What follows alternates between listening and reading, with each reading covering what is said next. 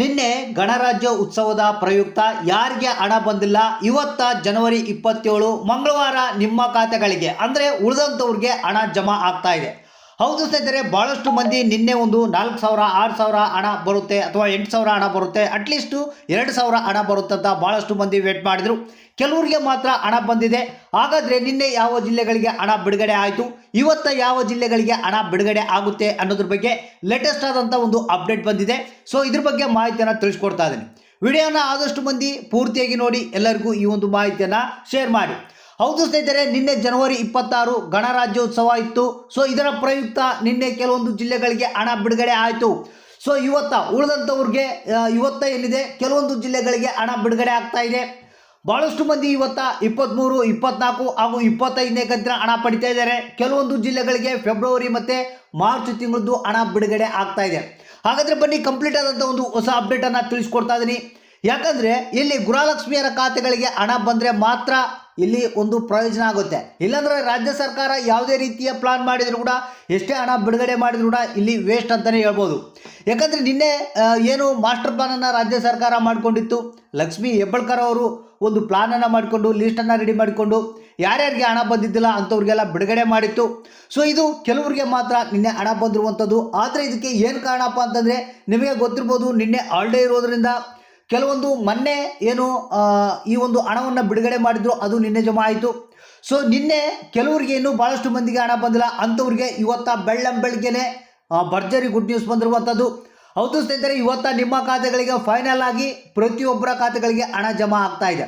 So ಹಾಗಾದರೆ ಇವತ್ತ ಯಾವ ಜಿಲ್ಲೆಗಳು ಎಷ್ಟು ಕಂತುಗಳ ಹಣ ಪಡಿತಾ ಇದ್ದಾರೆ, ಯಾರ್ಯಾರು ಹಣ ಪಡಿಬೋದು, ಎಷ್ಟು ಹಣ ಪಡಿಬೋದು ಅನ್ನೋದ್ರ ಬಗ್ಗೆ ಕಂಪ್ಲೀಟ್ ಆದಂಥ ಮಾಹಿತಿಯನ್ನು ತಿಳಿಸ್ಕೊಡ್ತಾ ಇದ್ದೀನಿ. ಯಾರಿಗೆ ಹಣ ಬಂದಿಲ್ಲ ಅಂತ ವೇಟ್ ಮಾಡ್ತಾ ಇದ್ರಿ, ಡೋಂಟ್ ವರಿ, ಇವತ್ತ ನಿಮ್ಮ ಖಾತೆಗಳಿಗೆ ಫೈನಲ್ ಆಗಿ ಹಣ ಬಿಡುಗಡೆ ಆಗ್ತಾ ಇದೆ. ಬನ್ನಿ ಹಾಗಾದರೆ ಈ ಒಂದು ಲೇಟೆಸ್ಟ್ ಆದಂಥ ಅಪ್ಡೇಟನ್ನು ತಿಳಿಸ್ಕೊಡ್ತಾ ಇದ್ದೀನಿ. ಯಾರು ಹಣ ಬಂದಿಲ್ಲ ಅಂತ ಕಾಯ್ತಾ ಇದ್ದೀರಾ, 23 ಆಗಿರ್ಬೋದು, 24 ಆಗಿರ್ಬೋದು, 25ನೇ ಕಂತ ಆಗಿರ್ಬೋದು, ಫೆಬ್ರವರಿ ಮತ್ತು ಮಾರ್ಚ್ ತಿಂಗಳದಾಗಿರ್ಬೋದು, ಈ ಒಂದು ಲೇಟೆಸ್ಟ್ ಆದಂಥ ಅಪ್ಡೇಟನ್ನು ನೋಡಿ. ಹೌದು ಸ್ನೇಹಿತರೆ, ನಿನ್ನೆ ಜನವರಿ 26 ಗಣರಾಜ್ಯೋತ್ಸವದ ಪ್ರಯುಕ್ತ ಎಲ್ಲರ ಖಾತೆಗಳಿಗೆ ಹಣ ಬಿಡುಗಡೆ ಆಗುತ್ತಂತ ಭಾಳಷ್ಟು ಮಂದಿ ವೇಟ್ ಮಾಡಿದರು. ಆದರೆ ಕೆಲವೊಬ್ಬರ ಖಾತೆಗಳಿಗೆ ಮಾತ್ರ ಹಣ ಜಮಾ ಆಗಿರುವಂಥದ್ದು.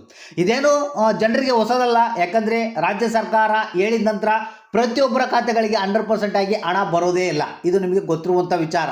ಯಾಕಂದರೆ ಅಲ್ಲಿ ಸ್ವಲ್ಪ ಜನಕ್ಕೆ ಇಲ್ಲಿ ಸ್ವಲ್ಪ ಜನಕ್ಕೆ ಆ ಒಂದು ಹಣ ಬರುತ್ತೆ ಹೊರತು ಸಂಪೂರ್ಣವಾಗಿ ಎಲ್ಲ ಒಂದು ಗೃಹಲಕ್ಷ್ಮಿಯರ ಖಾತೆಗಳಿಗೆ ಈ ಒಂದು ಹಣ ಬರೋದು ಗ್ಯಾರಂಟಿ ಇರೋದಿಲ್ಲ. ಯಾಕಂದರೆ ಹಂತವಾಗಿ ಸ್ವಲ್ಪ ಹಣವನ್ನು ಬಿಡುಗಡೆ ಮಾಡಿರ್ತಾರೆ. ಆ ಒಂದು ಎಷ್ಟು ಹಣ ಬಿಡುಗಡೆ ಮಾಡ್ತಾರೆ ಅಷ್ಟು ಹಣ ಮಾತ್ರ ಜನರ ಖಾತೆಗಳಿಗೆ ಸೇರುತ್ತೆ.